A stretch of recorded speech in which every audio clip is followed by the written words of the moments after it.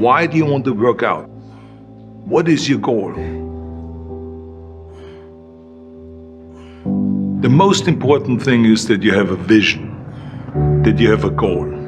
Because without that vision and without that goal, again, you're drifting around and you're never going to end up anywhere.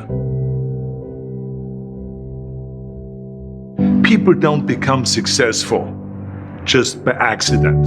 You know, I mean, maybe the guy that found gold in California and started the gold rush, but don't count on that.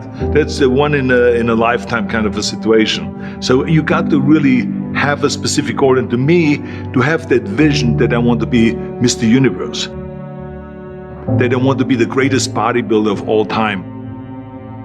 That was a great vision, and that specifically to look like Reg Park and to be up there on that stage and to lift the trophy overhead and to win the championship over and over and over again. So that was a great goal. You have to have a goal. Now, it doesn't have to be that specific goal, but it has to have some goal. This is why I always recommend to people, sit down, take your time, and start thinking about, why do you want to work out?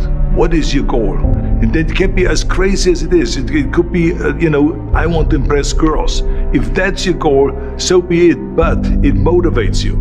It could be that you're emulating a certain, bodybuilder or a certain football player, a certain boxer, whatever it is. Have those pictures put all over the wall like I did when I was a kid. I put pictures of Reg Park and of Sonny Liston, of boxers and of Ali and of powerlifters and weightlifters all over my bedroom, wall. So that every day when I go to sleep, every day when I wake up, I look at those pictures and they motivate me. You need that motivation, and then therefore you have this kind of imprint in front of you all the time, and you know exactly what you're chasing. People always come up to me and says, why are you smiling? You're working out 5 hours a day. You're doing the same as the other guys, but the other guys have a sour face. They're pissed off that they have to do another rep or another set or something. I looked forward to another 1,000 reps of sit-ups. I looked forward to another 500 pounds of leg press or squat. I looked forward to doing more and more curls until my arms fall off. Why? Because I knew that every rep that I did and every set that I did and more weights that I lifted, I get one step closer to turning that vision into reality. So I was turned on by that. I was excited. I couldn't wait to get to the gym.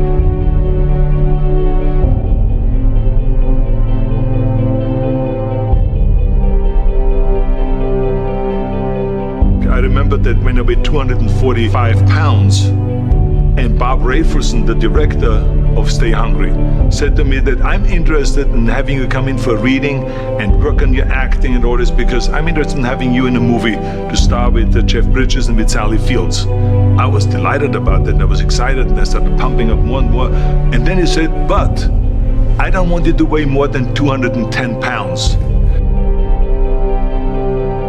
You want me to be in the movie, but I'm weighing 245, 246. I say, I just won the Olympia, I say, which was 1974, and I was really at my biggest.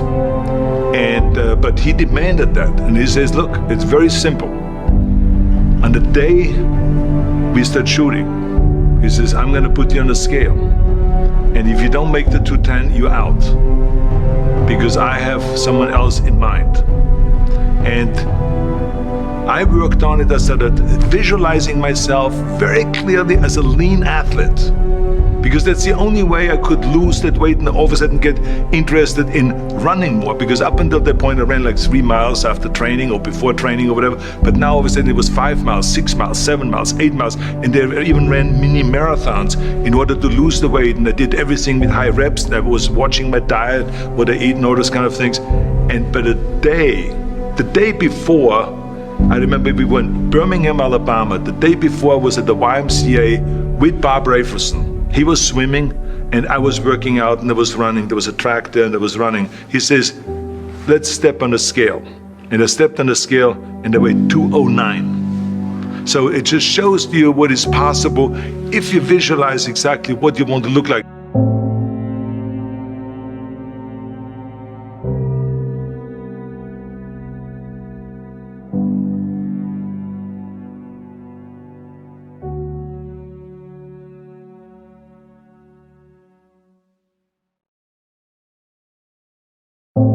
And there was no room for any kind of like, well, I can't get my act together or anything like this, because there's only a certain amount of time. But the key thing again is have the clear vision.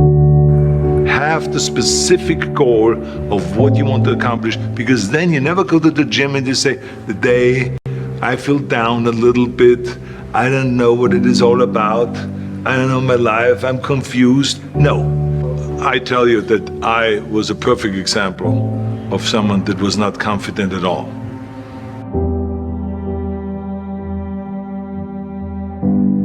I mean, when I was a kid, I was just like any other kid. I had my hang-ups and problems and all this.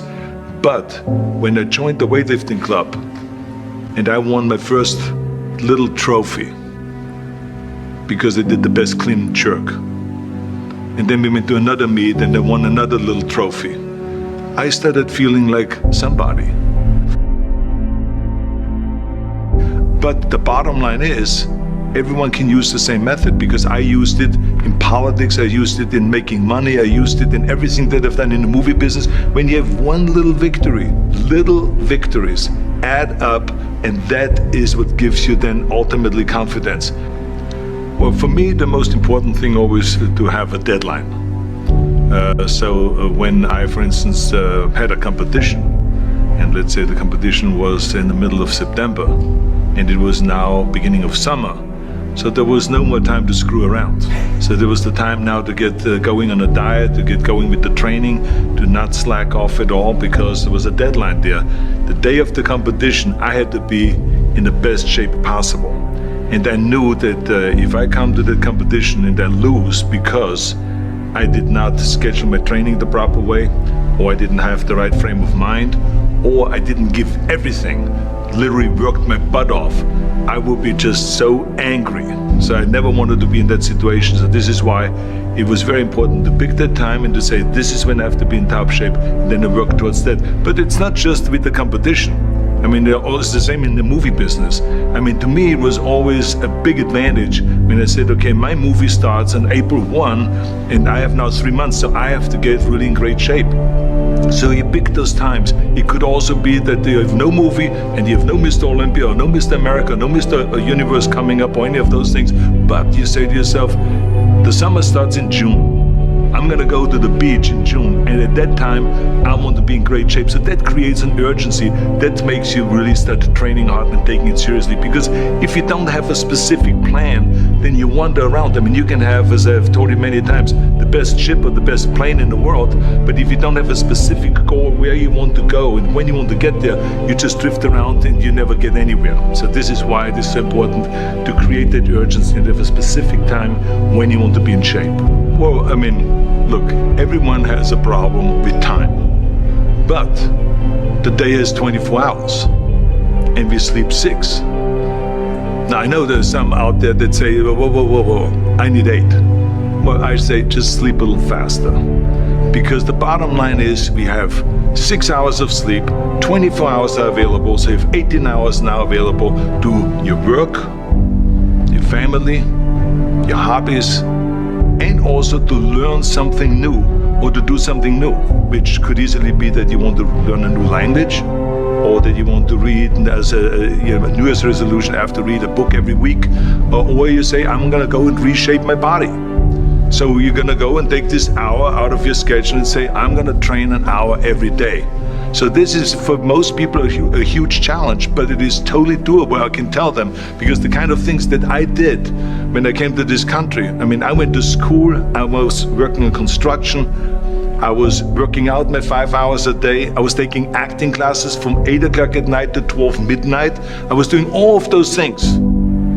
I wanted to make sure that out of the 24 hours of the day, that I don't waste one single hour. Those hours were too precious. And so there I just want to tell people, don't give me this thing, I have a difficult time with the time and I don't have time for this and I don't have that. You have time, you make the time.